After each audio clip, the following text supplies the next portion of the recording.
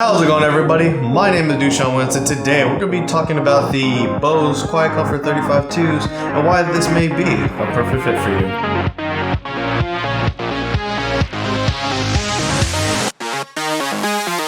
Now, the Bose headphones, pretty much you've probably seen these everywhere. They've worked really well. A lot of people praise them. A lot of people buy them. So they're probably going to be a recommendation that a lot of people will make when you start breaking that $300 mark of headphones. And when it comes to Bluetooth headsets, a lot of the good ones are going to be a sizable amount, or at least a lot of the more famous ones are going to be pretty much around the same price range. So you actually have a lot of options to which headphones you would like to stick with. So what makes the Bose Quietcomfort 35-2s the one that you would want to pick up today? Well, let's first talk about a lot of those good reasons first. So one of the number one things for the QC35-2s is the active noise canceling. People will probably buy this headset because of this recommendation alone. Out of all the headphones around this price, this is either the best or second to the best when it comes to active noise canceling that people enjoy having, and it works really well for them. Definitely if you are traveling a lot, maybe on a plane or anything, or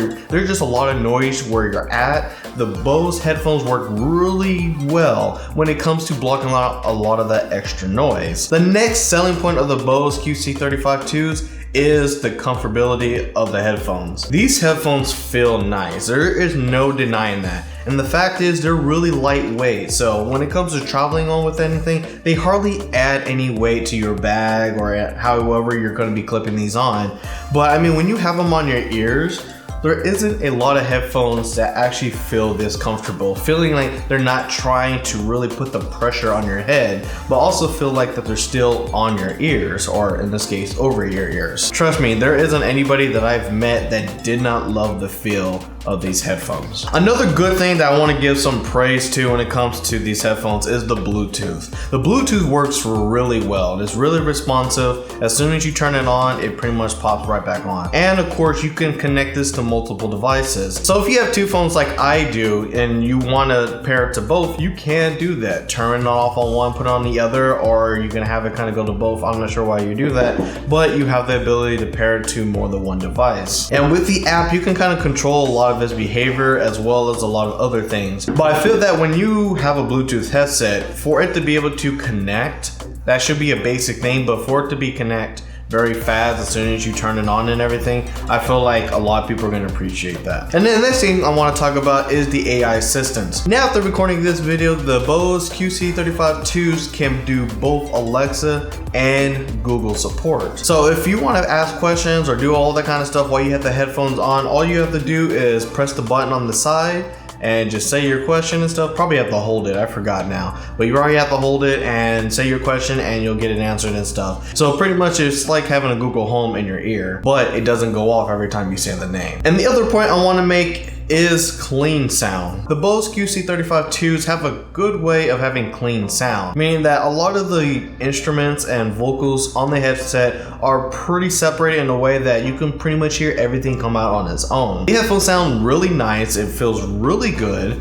I mean, a lot of the stuff I can praise for where it kind of puts its emphasis on what things need to sound better than others. You could tell that it focuses the voices a little bit more, especially when you're watching movies. And when it comes to a movie experience, watching these is actually a real good experience. The fact that it's very comfortable to last for long times, and the fact that you can hear a lot of stuff that's going on in the movie, whether or not you're using a phone, tablet, or something else, these headphones work out really well for a good movie experience, but also not too bad when it comes to clarity of sound for different types of music and different types of genres. So with that, these headphones are probably going to be a good sell for a lot of people. And even for the $350, I feel like you probably are getting somewhat of a good benefit. But something I got to be truthful to y'all, I almost actually returned this pair of headsets. There are a few things that, and maybe you can see this as a rant, but there are some things that I really did not enjoy about these headphones. And that's probably because that there's a lot of other headphones that I've heard that do a few of these things really well, and sometimes I feel like this pair of headphones kind of cheapens out on. But one big thing I don't like about the headphones, they're not very loud. even with volumes turned all the way up, unpairing, repairing, looking up on some forums online or whatever, I couldn't get the Bose 35Qs to be at a good volume. Honestly, I feel like they're about roughly 60% of some of my other headphones is where their max volume is at. And so it's hard for me to really jam out to particular songs like, you know, EDM and rock and even some R&B and rap. It's hard for me to kind of really get into a lot of those songs because it doesn't try to emphasize those sounds in my ear, and it kind of holds it a lot back. Yeah, the vocals do come clear, but sometimes, you know, you really want to feel the music, and I don't feel like the Bose 35 does a good job of that. And my next point, if you've been watching the channel before, I always try to use headphones with an amplifier. My first video, the FiO Ace 3, I use that on every other device, and I use it on these, and it just was a bad decision. This pair of headphones simply couldn't handle the amplifier. In some cases, you probably argue that you don't need it since the headphones themselves, they are a separate power source from the device that you're using, so they're not really device dependent.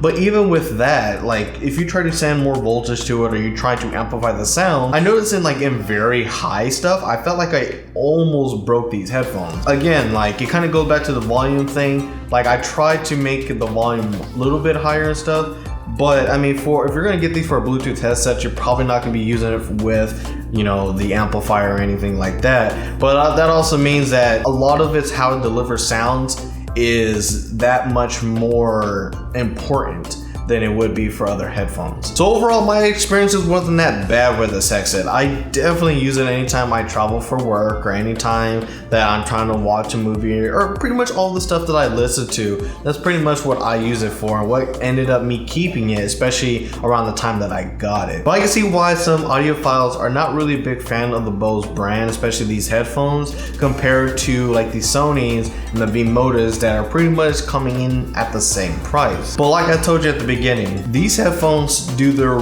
few good points, or many points if you like to see it, really well. And if that is what you're looking for in a pair of headphones, then the Bose Quietcomfort 35-2s is definitely something that you should be trying out today. With that, hopefully you enjoyed this video, and if you have any questions, don't be afraid to ask me. But until then, hopefully everything that you saw today will help you make a better and a more informed decision tomorrow.